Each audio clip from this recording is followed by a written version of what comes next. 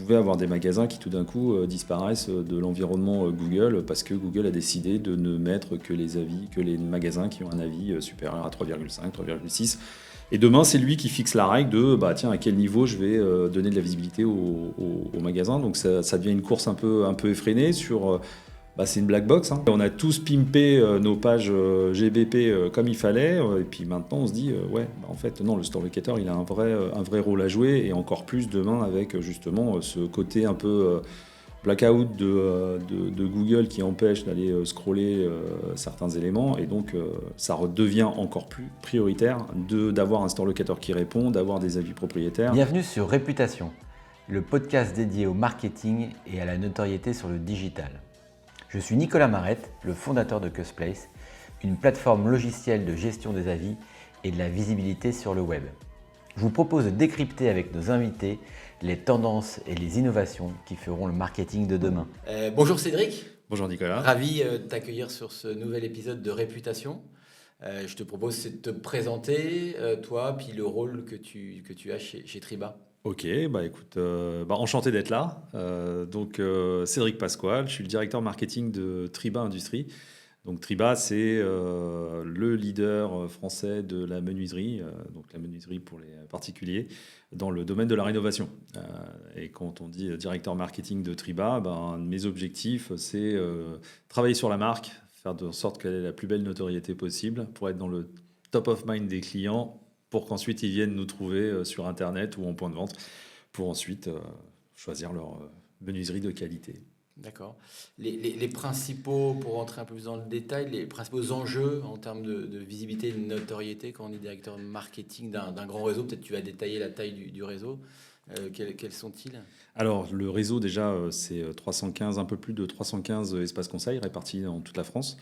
Les enjeux que l'on a, nous, en termes de notoriété, en fait, il est assez important parce qu'en fait, on est un gros réseau, on est le plus gros réseau français de menuiserie, mais en fait, il y a une grosse bataille qui se fait au local. Donc, en fait, l'enjeu, il est surtout de travailler cette notoriété globale, mais ensuite de redescendre jusqu'au local parce qu'en fait, notre plus gros concurrent, c'est l'artisanat. Donc, l'enjeu, il est que on puisse nous connaître dans toutes les régions de France, dans toutes les villes de France. Et ensuite, aller jouer des coudes en local, en ultra local. Ouais, tu as une sorte de double concurrence des réseaux nationaux et après, finalement, le local, l'artisan qui, lui, Tout à fait, est implanté dans sa ville ou sa zone de Tout à fait. ouais. Aujourd'hui, effectivement, et puis on le voit après, on va rentrer dans le vif du sujet, parce qu'avec Maps, aujourd'hui, l'enjeu, il est là. C'est d'assurer une présence locale sur tous les annuaires, dont Maps, qui reste l'annuaire principal, parce qu'effectivement, aujourd'hui, nos acteurs, nos concurrents, parce que quand on met 315, ça fait du monde, parce que 315 ramenés sur le cocon digital du secteur de la menuiserie, il y a à peu près 4000 concurrents. D'accord. Donc ça donne un peu l'ampleur du terrain de jeu qui est assez conséquent. Effectivement. Et quand tu parles de local maps, il y a effectivement la dimension de présenter la marque, les images et la réputation. Et la réputation. Sur cet environnement, comment tu traites ce sujet, soit au local, soit au national ? Alors le sujet, il est piloté on va dire au national pour donner l'impulsion. Mais ensuite, la collecte, elle se fait... alors, on a différents niveaux, on a différentes stratégies. Mais aujourd'hui, la collecte, elle est essentiellement faite par nos espaces conseils. C'est eux qui se chargent notamment pour Google, à travers Google, d'aller collecter les avis dans leurs relations commerciales qu'ils ont avec leurs clients. Parce que c'est un métier de proximité. Donc, pour le coup, c'est beaucoup plus naturel que ce soit eux qui aillent demander. Concernant nous, après, on a on va dire une impulsion un peu plus nationale parce qu'effectivement, on va travailler notamment avec Custplace sur des éléments de vie, des parcours de vie du client, pousser des avis certifiés comme Custplace avec l'avantage de pouvoir être présent, de démultiplier nos avis un peu partout, grâce justement à Cusplace. Tu définis les parcours de clients au niveau du siège, enfin au niveau national. Tout à fait, ouais. Je sais qu'il y a une refonte, en tout cas une réflexion Ouais. autour de ça. Et après, évidemment, les acteurs locaux, eux, peuvent combiner ces deux actions. C'est ça, Oui. c'est ça. En fait, on fait un peu parfois la voiture balai pour être sûr d'aller chercher les clients, parce que qui dit Google dit compte Gmail. Nous, pour donner un volume, Gmail représente 40% de nos clients. Donc derrière, si on ne se consacre qu'à Gmail, on loupe 60% de notre cible clientèle. Donc derrière, on a tout intérêt, nous, quand je dis à jouer la voiture balai, c'est justement de travailler sur des moments de vie qui vont nous permettre d'aller déclencher des avis. Et d'où la refonte pour remettre Cusplace en centrale dans la collecte de nos avis, quoi. Ouais, parce que nous, tu donnes 40%, nous, c'est 34%. On parle de dizaines de millions sur nos 500 clients. Ouais. Et c'est ça que j'ai l'impression que les acteurs au local n'ont pas cette vision, n'ont pas cette image. Alors évidemment, l'importance de Google, on le sait, ça va évidemment donner la visibilité du classement quand on fait des recherches découvertes, menuiserie, etc. Donc ça, il n'y a pas de doute. Mais c'est vrai qu'on le voit souvent, et c'est le cas que toi tu décris, mais il y a une impulsion au niveau national avec la compréhension de ces éléments-là. Et au local, ça reste absolument Google, encore une fois, c'est clé, mais au détriment de Page Jaune, au détriment qui peut être aussi intéressant en termes de visibilité, au détriment d'Apple Plan. Apple Plan, complètement. Sur tous ces environnements. Et ce qui change, peut-être y venir sur l'évolution, peut-être voir toi comment tu le voyais en arrivant au Triba, comment tu vois l'évolution avec cette vitesse et cette accélération, notamment des plateformes avec l'IA. Alors, il y a plein de questions. Il y a plein de questions dans le. Alors, comment je voyais en arrivant déjà chez Triba, parce que moi, ça fait 2 ans que je suis maintenant directeur marketing de Triba. Je suis arrivé dans une société qui avait déjà en tout cas une prédisposition, une culture sur la collecte d'avis. Donc ils étaient déjà convaincus qu'effectivement ça passait par, en tout cas la visibilité passait par la collecte d'avis, avec un point central qui était effectivement Google. Et effectivement le local ne jure quasiment que par Google, comme tu citais Apple Plan, tu citais Page Jaune, etc. J'allais pas dire que c'est encore abstrait, mais Google prend une telle place dans l'environnement que aujourd'hui tout le monde se concentre sur Google. On a pu voir dans les événements passés là que en fait il y a un véritable enjeu, et c'est vers ça qu'on essaye d'orienter nos concessionnaires, c'est de leur dire oui, Google c'est important, soit. Je mets en miroir avec les 40% que représentent les avis de Gmail.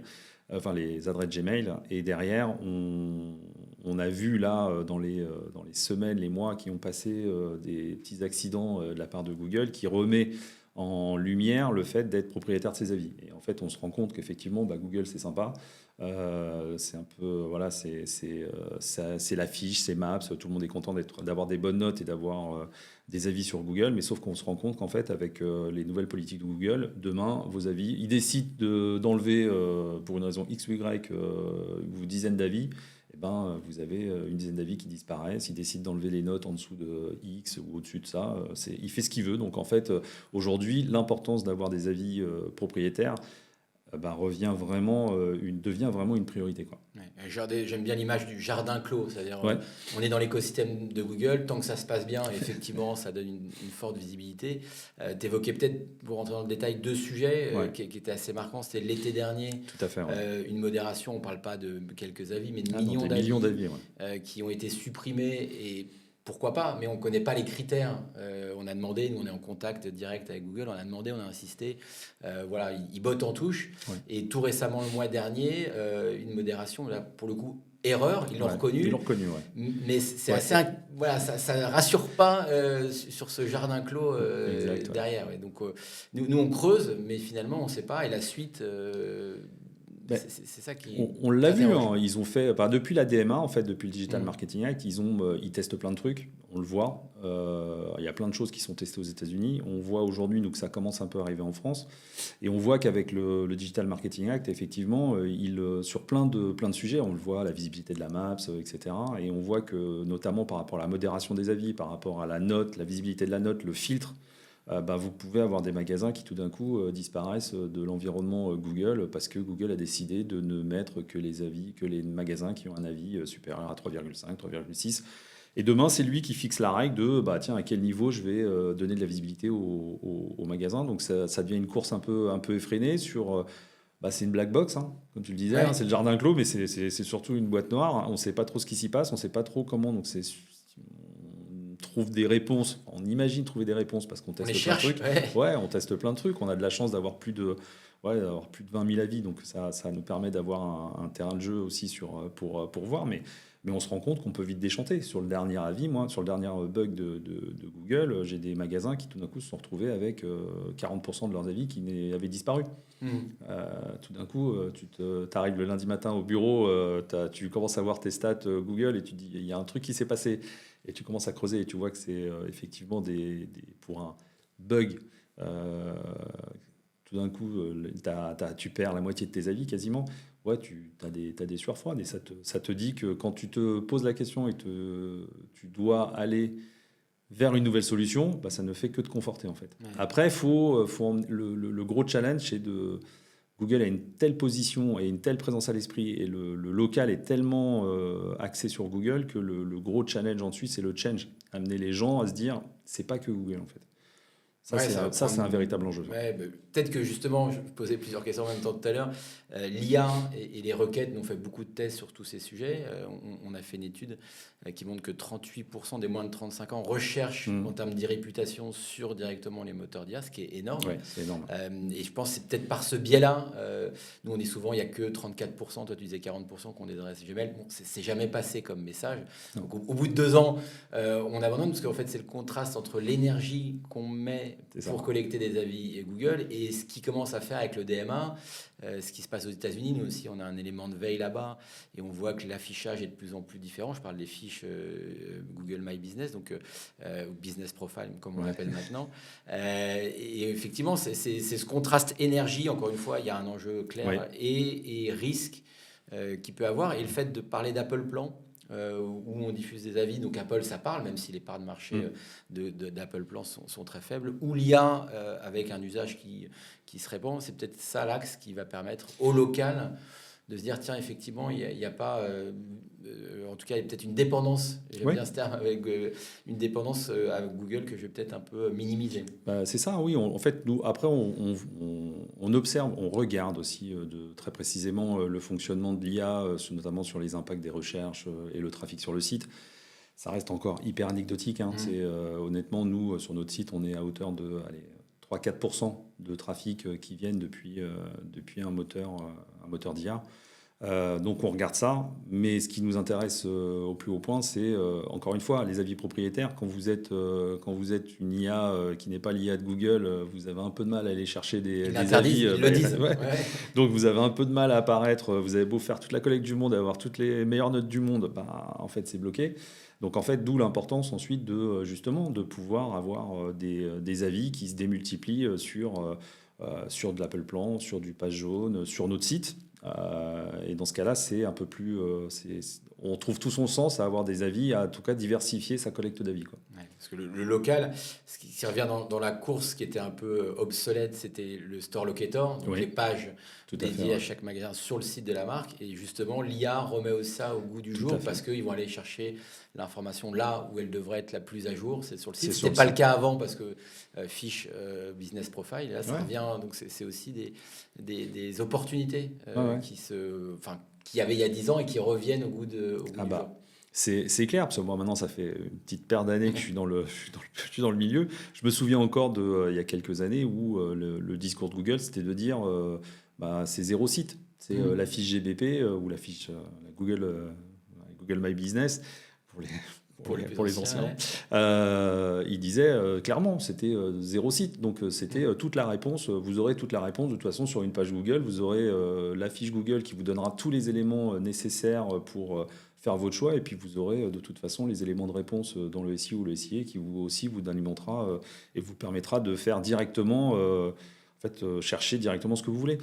Donc on a tous pimpé nos pages GBP comme il fallait, et puis maintenant on se dit en fait non, le store locator il a un vrai rôle à jouer, et encore plus demain avec justement ce côté un peu blackout de Google qui empêche d'aller scroller certains éléments, et donc ça redevient encore plus prioritaire d'avoir un store locator qui répond, d'avoir des avis propriétaires pour justement, alors je ne vais pas dire contrer, mais en tout cas pour se préparer à d'éventuelles modifications structurantes, quoi. Oui, parce que tu l'évoquais, le DMA tout à l'heure.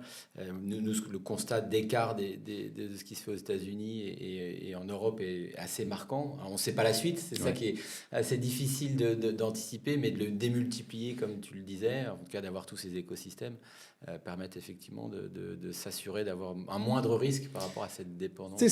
C'est ça. Et puis aussi démultiplier. Après, c'est vrai que l'avantage de passer par des solutions un peu propriétaires, c'est que quelque part, et puis des solutions comme Cusplace qui nous permettent de le faire, c'est qu'on ne peut pas non plus aller solliciter un client pour lui dire laissez-moi un avis sur ça, laissez-moi un avis sur ça, laissez-moi un avis sur ça. Donc en fait, l'effet démultiplicateur d'une solution comme Cusplace est aussi c'est un bénéfice indéniable, quoi. Ouais, alors on sort une étude, on le dévoile en avant-première. On a demandé à des millions, des milliers en tout cas de consommateurs, et 78% trouvent qu'ils sont sursollicités. Oui. Donc déjà rien que ce contexte-là, après Google, contre Google ou pas contre Google, ça c'est encore un autre sujet, mais on voit que voilà, il suffit de prendre notre casquette de consommateur, on comprend aisément. Donc c'est trouver ces refontes de parcours client que tu évoquais pour trouver le bon moment. C'est pas évident. Non. Parce que quand on est à 78%, ça veut dire qu'il va falloir trouver le bon moment, ça c'est sûr, mais peut-être décaler, enfin trouver d'autres... Après, on tombe sur des trucs qui sont complètement ubuesques, hein, parce que alors, on fait beaucoup de veille, on regarde beaucoup ce qui se fait chez les concurrents, sur d'autres marchés, parce qu'on est à la croisée entre un industriel, un retailer, donc c'est un peu, on peut aller surfer sur plein de marchés, et c'est vrai que des fois on tombe sur on soulève des études, enfin pas des études, mais des remontées clients, où la dernière fois j'étais sur un site d'un grand bricoleur, d'une grande enseigne de bricolage, où la personne répondait j'ai acheté un carton, c'est un carton. Je suis satisfait, c'est un carton. Et c'est vrai qu'à un moment on se dit parfois ça devient un peu ridicule, et puis vous êtes sursollicité, et nous le véritable enjeu que l'on a là, c'est comment travailler la pression, effectivement, pour pas user les consommateurs. Parce que des fois, on voit passer des avis. Alors, pas chez nous, parce qu'on a une politique très claire là-dessus, mais on voit passer des avis, des fois, où les gens disent « mais c'est bon, arrêtez de m'envoyer 25 000 demandes d'avis ». J'ai répondu une fois, et parfois même c'est contre-productif, parce qu'ils vont à l'inverse laisser une mauvaise appréciation parce qu'ils sont sursollicités pour laisser un avis chez Pierre-Paul Jacques. Donc nous, au contraire, on a décidé de ne pas mettre de pression sur ce sujet-là, c'est-à-dire qu'on fait une sollicitation, le client répond ou répond pas, s'il répond tant mieux, mais s'il répond pas, on ne va pas le harceler, quoi. C'est-à-dire qu'on part du principe qu'il n'était pas prêt ou il n'avait pas envie de laisser un avis, donc on ne va pas non plus le harceler pour un moment passer pour allez, s'il te plaît, tu me laisses un avis, donc non, on calme le jeu sur ce côté-là, quoi. C'est un parti pris. Après, il y en a certains qui vont dire non, faut au moins relancer 2-3 fois. De toute façon, on teste. On teste. On a un panel qui nous permet de tester largement. Une grande volumétrie. D'autant plus qu'on parlait du moment par rapport au taux de retour, mais il y a aussi la pertinence du moment. C'est-à-dire la réflexion qu'on a qui est, est-ce que c'est après la pause que c'est pertinent? Oui, parce qu'il y a une satisfaction d'un contact commercial et la qualité de la pause, mais le bénéfice finalement du produit de menuiserie, il est peut-être... tu vois où je vais en venir. Ouais, je vois, ouais. Sans doute plusieurs mois ou un an après, à dire voilà, j'ai fait telle économie d'énergie, parce que c'est ça le bénéfice. En bruit, je suis vraiment isolé, c'est pas 2 jours, au bout de 2 jours je m'en suis rendu compte, mais avec le temps. Et là aussi, c'est des choses qui sont pas du tout faites et qui permettent d'aller au-delà de ce sujet à la base de pression, mais derrière de satisfaction, de dire voilà, c'est l'usage qui va me le permettre après un an par exemple. Tout à fait. Nous, c'est la grosse difficulté qu'on a en fait, parce qu'on est sur nos produits. C'est difficile comme un Amazon ou autre, de dire je laisse un avis sur j'ai acheté un téléphone, j'ai acheté un livre, j'ai laissé un avis sur un produit. C'est relativement simple et c'est immédiat. Nous, on a cette problématique que tous nos produits, en fait, on vend des fenêtres de n'importe quelle taille, en triple vitrage, et puis avec des personnalisations à gogo. La problématique, c'est que tout est fait sur mesure. Donc on peut pas dire, bah voilà, qu'est-ce que vous pensez de la fenêtre en 60-80, la fenêtre en coulissant, etc. Donc on a cette problématique qui nous bloque un peu. Donc en fait, on va prendre le contre-pied. On se dit, les avis à l'instant T sont plus là pour, on va dire, sanctionner positivement, on l'espère, la relation commerciale ou la relation de la marque, avec la marque sur la pose, par exemple. Se dire, ok, super, j'ai vécu une belle expérience avec la marque en tant que telle, et donc l'espace conseil, parce que c'est lui qui représente la marque, et en tout cas qui représente le savoir-faire, les procédures et tout ce qui, en tout cas, amène la relation avec la marque en tant que telle. Et on se dit, il y a un truc à jouer sur nos produits sont garantis 30 ans, on a un service de R&D qui bosse H24 pour avoir les meilleurs produits sur le marché. Donc on se dit, bah, en fait, pourquoi pas aller à un moment, on a des promesses produits, pourquoi pas aller les interroger dans 1 an, 18 mois, la date reste encore à caler, mais pourquoi pas aller les interroger sur bah, vous avez pensé quoi de votre produit? Ok, super, vous êtes content de la relation que vous avez eue avec, tout a été posé dans les règles de l'art, donc c'est génial, voilà, tout s'est bien passé. Maintenant, vous avez votre produit depuis 12 mois, 18 mois à définir. Bah, vous en pensez quoi? C'est-à-dire que dans le temps, ok, est-ce que le produit a tenu? Est-ce que il vous a apporté la promesse était en fonction, c'était du confort thermique, du confort phonique?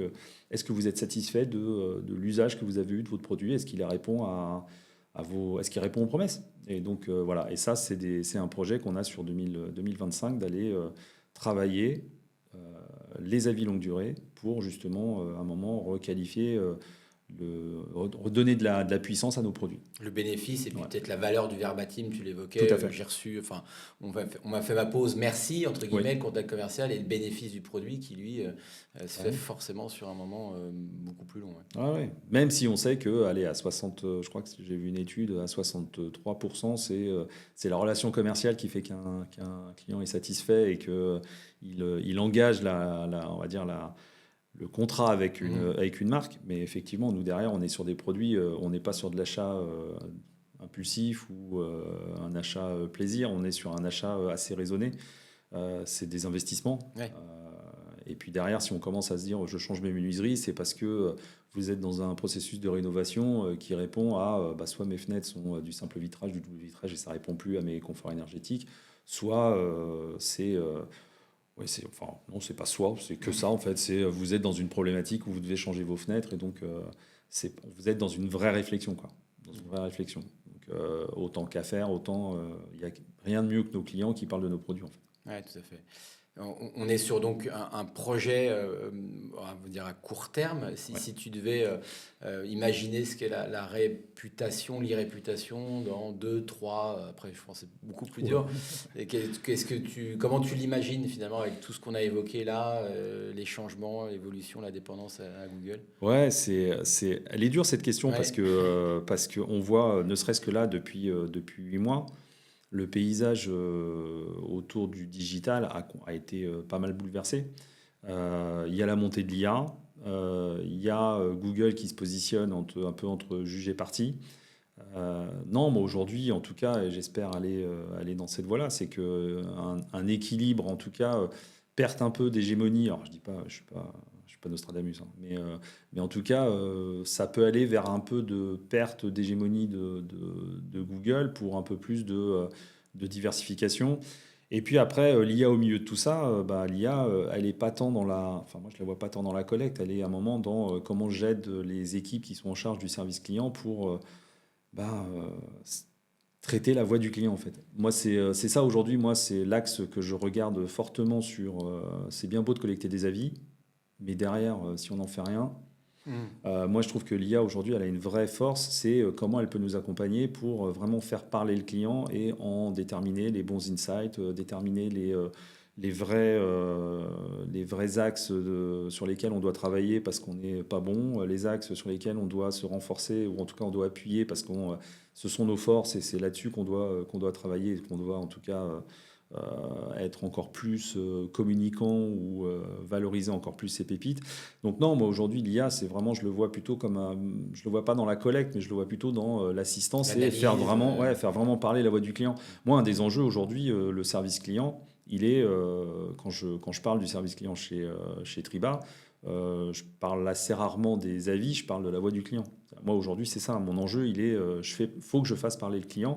Et il faut que je donne des insights à mon réseau. Parce que comment le client parle de nous, comment le client nous voit, sinon on est auto-centré et c'est la mort du petit cheval. Quoi. Ouais. Ce qui est le plus intéressant, c'est qu'on peut rentrer par concession. C'est-à-dire de dire il y a les grandes tendances Triba, mais c'est pas nouveau. Il y avait le NLP, le Natural Language Processing, qui permettait de bien le faire.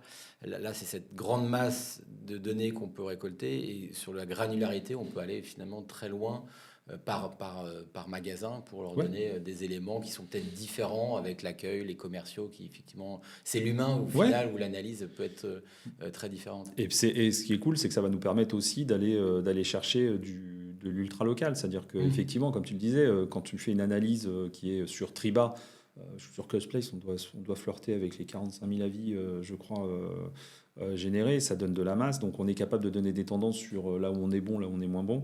Ce qui est surtout intéressant, c'est effectivement d'avoir cette capacité à descendre vraiment au niveau de l'agence pour aller donner des recommandations ultra locales. Quoi. Et même le gros sujet, c'est comment travaille la concurrence. Ça, aujourd'hui, moi, demain, je suis très en attente sur une stratégie de géomarketing qui va me permettre de non seulement de savoir ce que je fais, mais aussi de savoir comment se comportent mes petits copains, parce que ça aussi, c'est l'enjeu. Dans un marché ultra local où les gens vont chercher l'artisan menuisier près de chez eux, on a plutôt intérêt à savoir comment il fonctionne parce que alors je reboucle avec ce que je disais au départ. C'est eux nos principaux concurrents. On en a plein des concurrents qui ont pignon sur rue et qui ont des réseaux un peu plus petits que celui de Triba, mais en tout cas qui sont présents. Mais le vrai sujet, c'est sans outils. Je ne sais pas ce que Jean-Pierre Menuisier, basé à Troyes, est-ce qu'il est bon, pas bon, est-ce qu'il vient perturber les notes, le trafic, la visibilité de mon agence, ça je ne sais pas. Donc, demain, je mise beaucoup sur des outils pour nous permettre justement d'avoir cette finesse locale. Ouais. Je retiens le terme ultra local. C'est intéressant parce qu'au local, on se doute bien avec un réseau de 315, qu'on est sur une zone assez large. Et l'ultra local, c'est vraiment dans la rue, en tout cas dans la zone de chalandise, se dire la perception qui peut être différente, finalement, très très proche. Ouais. Ah oui, de toute façon, nous, on est que c'est vrai qu'on est sur de l'ultra local parce qu'on ne peut pas faire autrement. Quand tu vas chercher un artisan, tu vas chercher premier niveau de réponse, tu cherches dans ta ville. Et en fonction de là où tu es, la réponse va être différente. En fonction de là où je suis, en fonction de la zone, même la zone géographique, c'est-à-dire qu'entre une ville ultra-urbaine, là on est à Strasbourg, on est quand même dans un périmètre, on est une ville, c'est ultra-urbain, il y a de la concurrence qui est très localisée, et donc les gens restent dans un rayon quand même relativement restreint. Par contre, t'es à Périgueux, peut-être que, alors, j'ai rien contre Périgueux, mais c'est un exemple, c'est le premier qui m'est venu en tête. Effectivement, tu es prêt peut-être à faire un peu plus de kilomètres pour ton rayon d'action et ton rayon de visibilité doit être un peu plus large. Ouais, donc on a même à ce niveau-là, on a de l'ultra local qui est plus ou moins étendu. Quoi. Ouais, qui est pas en fonction de la densité de la ville. Tout à fait. Ça va pas être les mêmes. D'ailleurs, tu appliques un marketing local ou réputationnel différent selon la taille de la ville, ce que tu évoques entre Périgueux et Strasbourg, ou c'est encore naissant? C'est encore naissant. Ouais. Alors, on va avoir, mais pas au niveau de la vie. Mais par contre, oui, on a des stratégies différenciées en fonction des zones géographiques, de la densité, de la composition, ruralité ou pas. Donc non, on a des actions marketing qui sont là pour le coup aussi dans l'ultra local. Ouais. Mais dans les avis, non, on est dans la vie, on collecte, on n'a pas encore cette stratégie. pour être honnête, on n'y a pas réfléchi, mais on est déjà plutôt dans comment je fais pour être connu et quel levier j'active pour faire, en tout cas faire connaître ma marque dans un maillage ultra local. Et là, on s'appuie beaucoup aussi sur la data pour émerger et pour faire les bons choix de levier, que ce soit presse, affichage. Justement, tu parles de presse affichage, ça me fait évoquer la notoriété. Tu vois une combinaison entre le local ou l'ultra local et le national, le fait que la marque aussi, là on parle de la recherche locale et de sa zone, mais que se dire, tiens, je vais penser naturellement à Triba. Alors, je vais tuer un mythe à la fin de ma phrase, mais en fait, on a... alors oui, quand je disais tout à l'heure, moi, dans mon périmètre, je suis directeur marketing avec un grand M, puisque dedans, j'ai le marketing communication, j'ai le marketing digital, j'ai la data et j'ai le service client. Là, c'est un peu ma casquette service client, mais là, si je prends ma casquette marketing, on va dire marketing communication et marketing digital, moi, mon enjeu, c'est à un moment d'être présent de mettre la bonne pression sur les différents leviers médias un peu traditionnels pour faire en sorte que la marque soit en top of mind. On a de la chance, on est la marque la plus connue, on fait des études de notoriété régulièrement, on a un taux de notoriété global qui est de 77%, on est quasiment plus de 10 points devant le deuxième. Donc on installe notre marque. Notre marque, elle est super bien installée d'un point de vue national.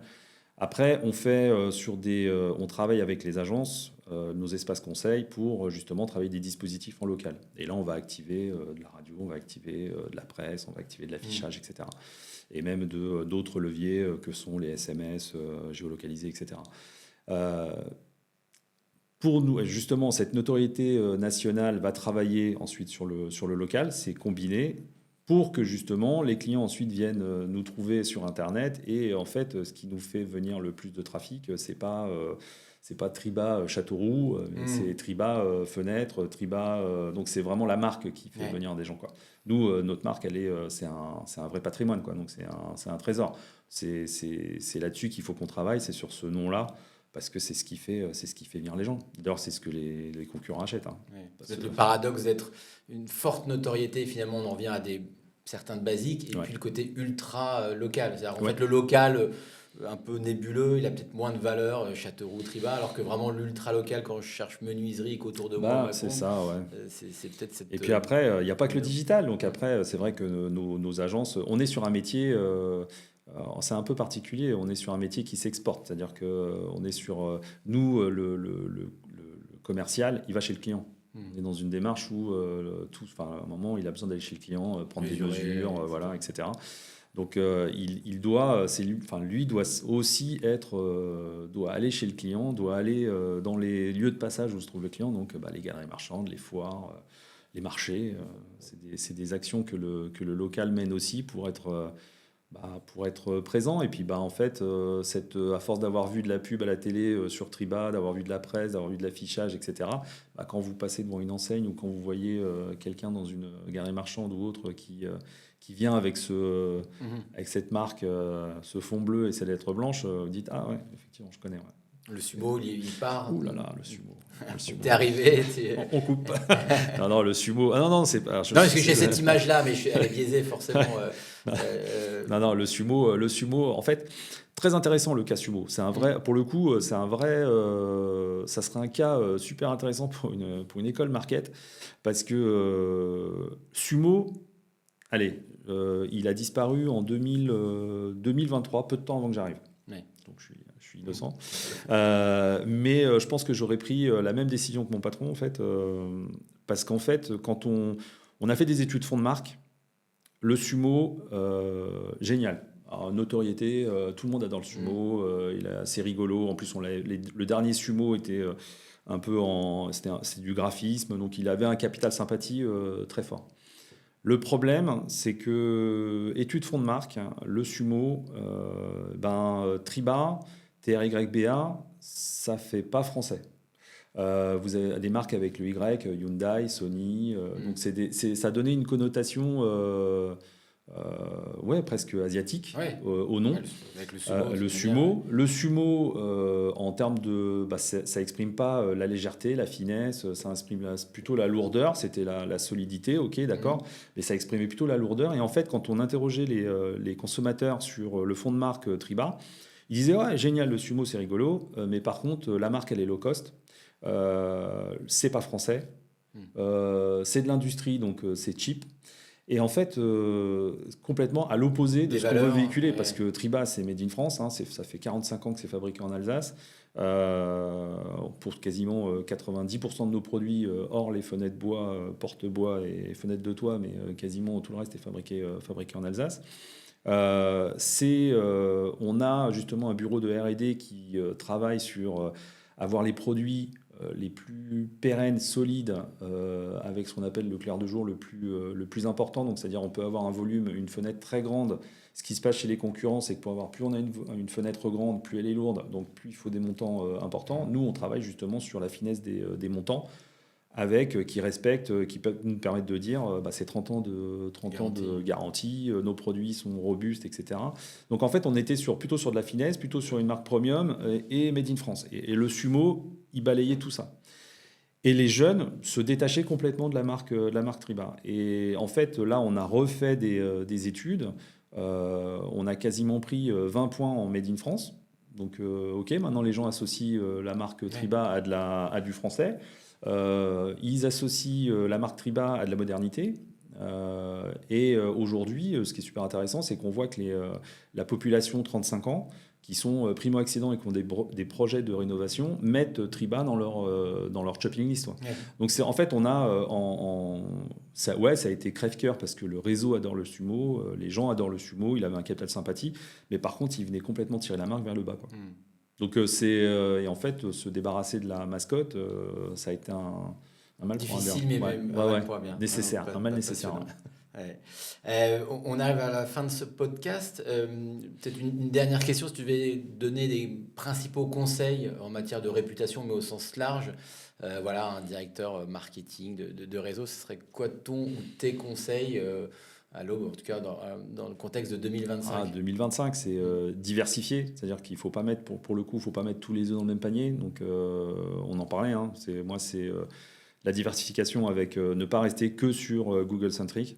Donc, vraiment aller chercher des avis un peu ailleurs parce qu'il y a aussi une autre voie que Google. Donc, c'est diversifier, c'est collecter parce qu'on sait pertinemment que... je lisais encore une étude il n'y a pas longtemps, je crois que c'est 51% des consommateurs sont prêts à switcher d'une marque à une autre juste avec un delta de 0,1. Donc, c'est juste énorme. Donc, il ne faut pas hésiter à collecter. Et puis, s'il y a un sujet sur lequel je rassure tout le monde à chaque fois, c'est faut pas avoir peur de l'avis négatif. Pareil, je lisais une étude, je crois que c'est 96% des gens cherchent des avis négatifs pour voir comment la marque répond. Ouais, gère finalement. Mais oui, je trouve ça génial. À un moment, je me suis dit, oui, de toute façon, aujourd'hui, les gens se plaignent peut-être plus facilement et ils ont une vitrine peut-être plus forte pour se plaindre. Mais ce qui est génial, c'est que c'est aussi une véritable opportunité pour la marque de dire, oui, on est présent, on répond, on accueille la critique. Et ça nous permet d'évoluer. De toute façon, sans la critique, on n'évolue pas. Donc, donc c'est ça. Moi, c'est mes conseils. C'est diversifiez-vous. Oh là là, bon, faut se diversifier. faut collecter. Et puis, il faut aller... à un moment, il faut surtout ne pas avoir peur des avis négatifs. Ça, c'est un truc... belle conclusion, je trouve. Ouais, merci. Super. Merci de ta disponibilité, de ton temps. C'est un plaisir. Et à très vite, Cédric. Merci. À très bientôt. Ouais. Merci. C'était Réputation, le podcast dédié au marketing et à la notoriété sur le digital. Si vous êtes toujours là, c'est que vous avez sans doute apprécié ce podcast. Alors n'hésitez pas à vous abonner et à laisser un avis ou à liker selon les plateformes.